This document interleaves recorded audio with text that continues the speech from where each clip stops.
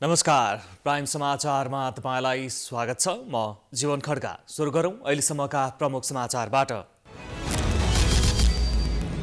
पश्चिमी वायुको कारण आज देशका अधिकांश स्थानमा वर्षाको सम्भावना, उच्च पहाडी र हिमाली क्षेत्रमा हिमपात।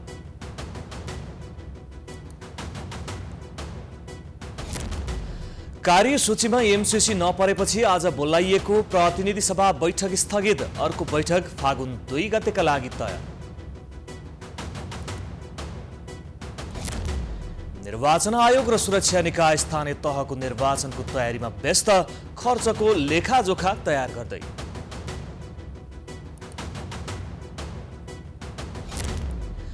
युक्रेन सीमा क्षेत्रमा तैनात रुसी सेनाका कारण सङ्कट नआउने फ्रान्सका राष्ट्रपति म्याक्रोनको दाबी। बिग्रिने परिस्थिति नआउने भनी पुटिनले वचन दिएको स्पष्ट। अब समाचार विस्तारमा। पश्चिमी वायुको कारण आज देशका अधिकांश स्थानमा वर्षा र उच्च पहाडी र हिमाली क्षेत्रमा हिमपातको सम्भावना रहेको छ। मौसम पूर्वानुमान महाशाखाका अनुसार आज बिहान सुदूरपश्चिम कर्णाली र लुम्बिनी प्रदेशमा मौसम बदलिरहेको छ। अन्य प्रदेशमा मौसम सामान्यतया सफा रहेको छ। दिउँसो सुदूरपश्चिम कर्णाली, लुम्बिनी र गण्डकी प्रदेशमा पूर्ण बदली तथा बाँकी प्रदेशमा आंशिक बदली रहनेछ। सुदूरपश्चिम कर्णाली, लुम्बिनी र गण्डकी प्रदेशमा अधिकांश स्थानमा हल्कादेखि मध्यम वर्षाको सम्भावना तथा बागमती र प्रदेश 1 का केही स्थानमा हल्का वर्षाको सम्भावना रहेको पूर्वानुमान महाशाखाले जनाएको छ। उच्च पहाडी तथा हिमाली भूभागका अधिकांश स्थानमा हल्कादेखि मध्यम हिमपातको सम्भावना छ।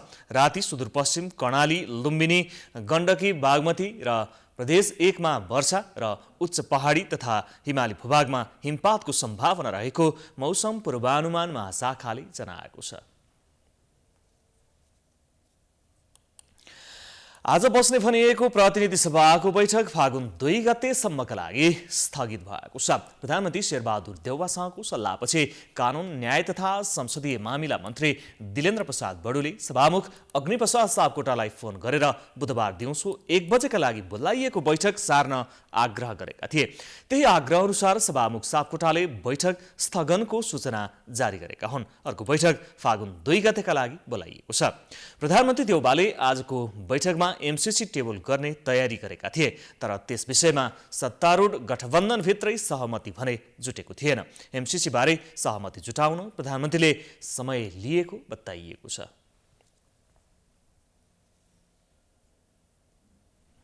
सरकारले वैशाख 30 गते एकै चरणमा चुनाव गर्ने घोषणा गरेपछि निर्वाचन आयोग, नेपाल प्रहरी लगायत अन्य निकाय चुनावको तयारीमा लागेका छन्। उनीहरूले समिति नै बनाएर चुनावको कार्यविधि लगायतका काम अघि बढाएका हुन्। एक रिपोर्ट। स्थानीय तहको चुनावका लागि 94 दिन मात्र बाँकी भएका बेला चुनावसँग सम्बन्धित सबै निकायले तदारुकताका साथ आफ्नो कामलाई अगाडि बढाएका छन्। 120 दिन अगाडि नै स्थानीय चुनावको मिति घोषणा गर्न आग्रह गरेको निर्वाचन आयोगले अब भने फास्ट ट्र्याक मार्फत आफ्नो काम अगाडि बढाएको छ। 2074 को निर्वाचन भन्दा अहिले मतदाताको संख्या पनि बढ्ने तथा मतदान केन्द्र लगायत अन्य जनशक्ति तथा स्रोत साधनको संख्यामा पनि वृद्धि हुने निर्वाचन आयोगले जनाएको छ। 2074 सालको चुनावमा 1,54,00,000 मतदाता रहेकोमा यो चुनावमा भने करिब 20 लाख मतदाता थपिने आयोगको अनुमान छ।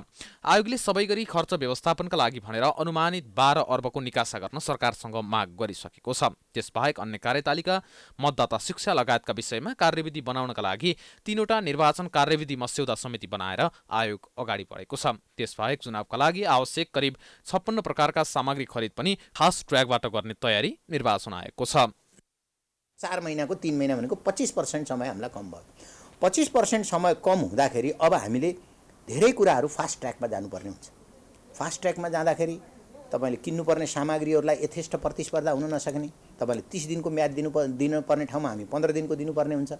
15 दिनको समयमा जति भेन्डरले कम्पिटिसन गर्नुपर्ने हो ती भेन्डरले कम्पिटिसन गर्न नसक्छन्। त्यसले गर्दा हामीलाई 1 करोडमा आउनुपर्ने सामान 1.25 करोड लाग्न सक्छ। एउटा कुरा भने अर्को कुरो यो भइरहेको मेन पावरले हामीलाई काम गर्न नपुगेपछि हामीले बाहिरबाट अरू यहाँ मेन पावर ल्याउनु पर्ने हुन्छ।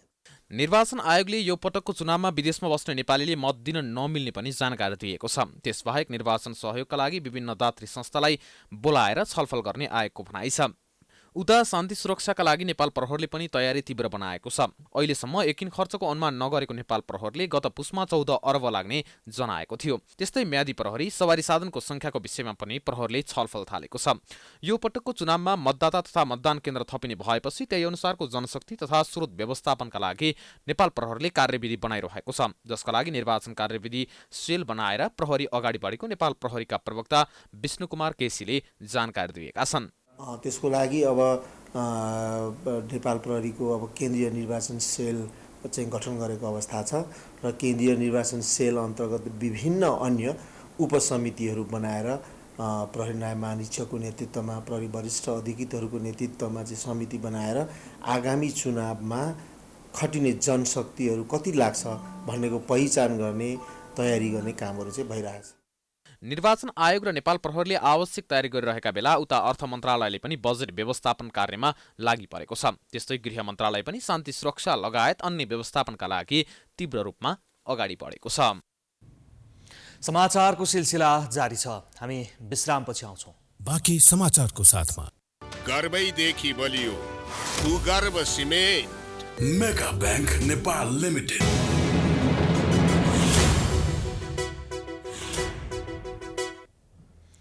विश्रामपछि पुनः स्वागत छ। अब बाँकी समाचार। नेपाली कांग्रेसले आगामी कार्य सम्पादन समितिको बैठकको एजेन्डा तयार गरेको छ। पार्टी कार्यालय सानेपामा बसेको कांग्रेस पदाधिकारी बैठकले माघ 27 गते बस्ने कार्य सम्पादन समितिको एजेन्डा तयार गरेको हो। कार्य सम्पादन समितिको बैठकमा स्थानीय तहको निर्वाचनको तयारी, 16 जिल्लाको अधिवेशन र भातृ संस्थाका विषयमा छलफल हुने कांग्रेस प्रवक्ता प्रकाश शरण महतले जानकारी दिए। पदाधिकारी बैठकले तयार पारेको एजेन्डाका विषयमा पार्टी सभापति शेरबहादुर देउवासँग छलफल हुने र अन्तिम रूप दिने उनले बताए।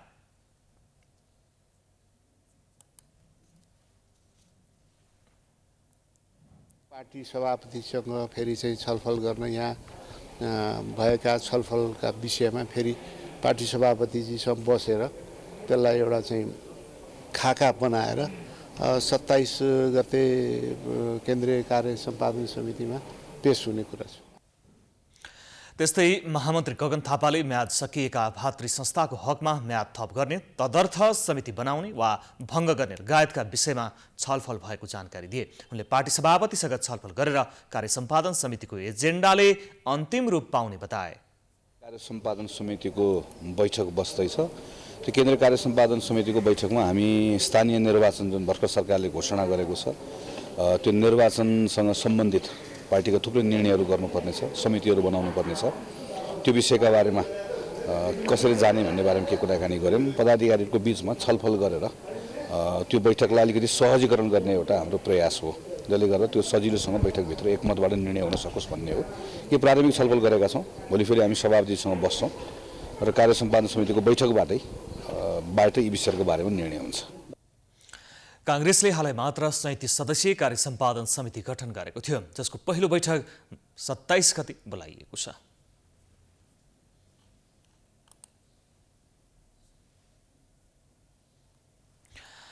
लगानी बोर्डले करिब 10 अर्बको थप लगानी स्वीकृत गरेको छ।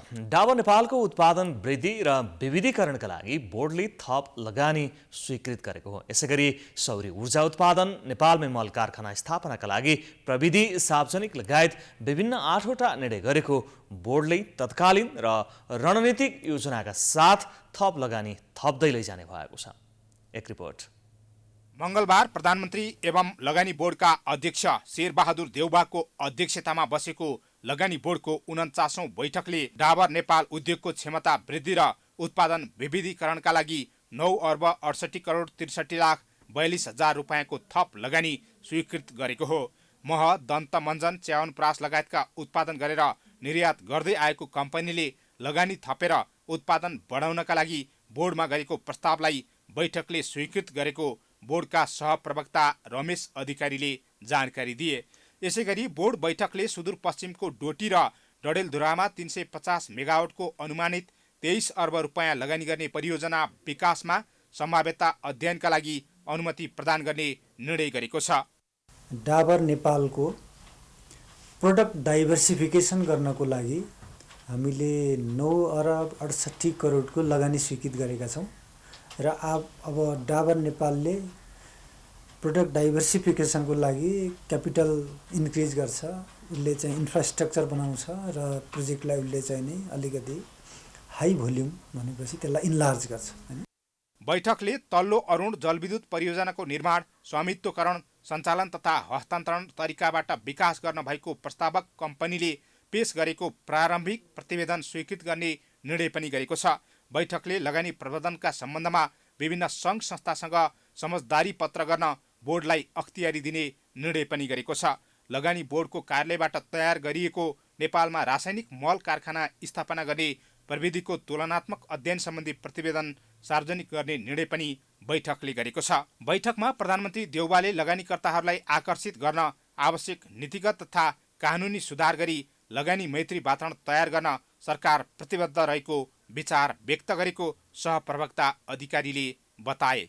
नेपालमै रासायनिक मल कारखाना स्थापना गर्ने विषयमा सरकारले केही लामो समयदेखि नै यो प्रयास गरिरहेको छ र हामीले यस दिशामा अगाडि बढ्नको लागि विभिन्न टेक्नोलोजीहरू छन्। वाटर इलेक्ट्रोलाइसिस भन्ने एउटा टेक्नोलोजी छ जहाँ विद्युतको चाहिँ नि अलिक बढी आवश्यकता पर्छ र अर्को नेचुरल ग्यास प्रविधि छ। यी दुईटा प्रविधिका चाहिँ नि फाइदा बेफाइदा, इनका सम्भावना, लिमिटेसनहरूको विश्लेषणात्मक एउटा अध्ययन प्रतिवेदन तयार गरेका थियौँ र त्यो प्रतिवेदनलाई सार्वजनिकीकरण गर्ने आज निर्णय भएको छ। बोर्डले चालु आर्थिक वर्षमा करिब 80 अर्बको थप लगानी स्वीकृत गरिसकेको छ। अरू थप 5 जलविद्युतको करिब 80 अर्बका लगानी प्रस्ताव पाइपलाइनमा रहेको र स्वीकृत हुने चरणमा रहेका छन्। बोर्डको बैठक 1 वर्षमा 6 पटक बस्नुपर्नेछ। प्रधानमन्त्री देउबा अध्यक्ष भएपछि बोर्डको यो दोस्रो बैठक हो। आर्थिक विकासका लागि लगानी बोर्डको कार्यालय तथा नेपाल सरकारका सम्बन्धित निकायले पूर्वाधार संरचनामा विविधीकरण गरी सम्भाव्यता अध्ययन सम्बन्धी कार्यहरूलाई तीव्र रूपमा अगाडि बढाउँदै परियोजना निर्माणमा जोड दिने भएको छ। प्राइम टाइम्स एचडीका लागि हरिशरण नेउपाने, काठमाडौँ। समाचारको सिलसिला अझै जारी छ। हामी विश्रामपछि आउँछौँ। बाँकी समाचारको साथमा गर्वैदेखि बलियो।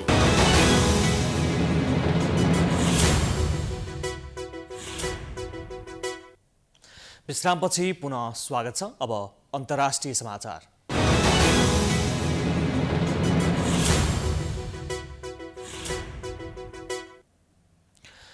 फ्रान्सेली राष्ट्रपति इमानुएल म्याक्रोनले युक्रेन सीमा क्षेत्रमा तैनात रुसी सेनाका कारण सङ्कट नआउने बताएका छन्।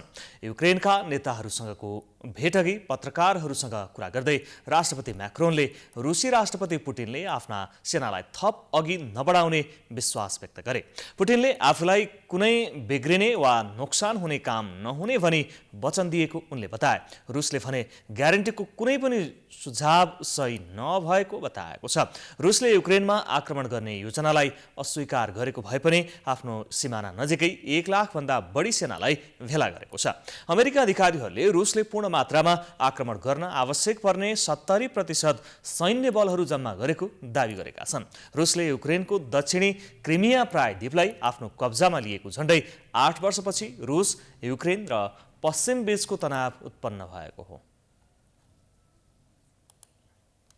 अब खेलकुद समाचार।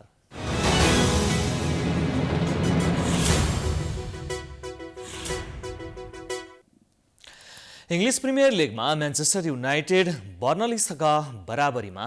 हामी समाचारको अन्त्यमा आइपुगेका छौँ। जाँदा जाँदै प्रमुख समाचार पुनः एकपटक। पश्चिमी वायुको कारण आज देशका अधिकांश स्थानमा वर्षाको सम्भावना, उच्च पहाडी र हिमाली क्षेत्रमा हिमपात।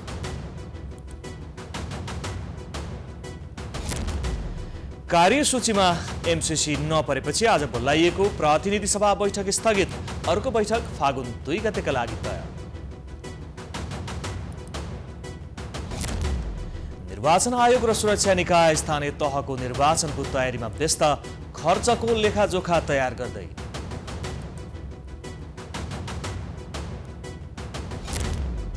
युक्रेन सीमा क्षेत्रमा तैनात रुसी सेनाको कारण सङ्कट नआउने फ्रान्सका राष्ट्रपति म्याक्रोनको दावी। बिग्रिने परिस्थिति नआउने भनी पुटिनले वचन दिएको स्पष्ट।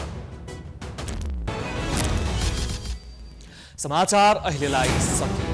हेर्दै रहनुहोला प्राइम टाइम्स एचडी। नमस्कार।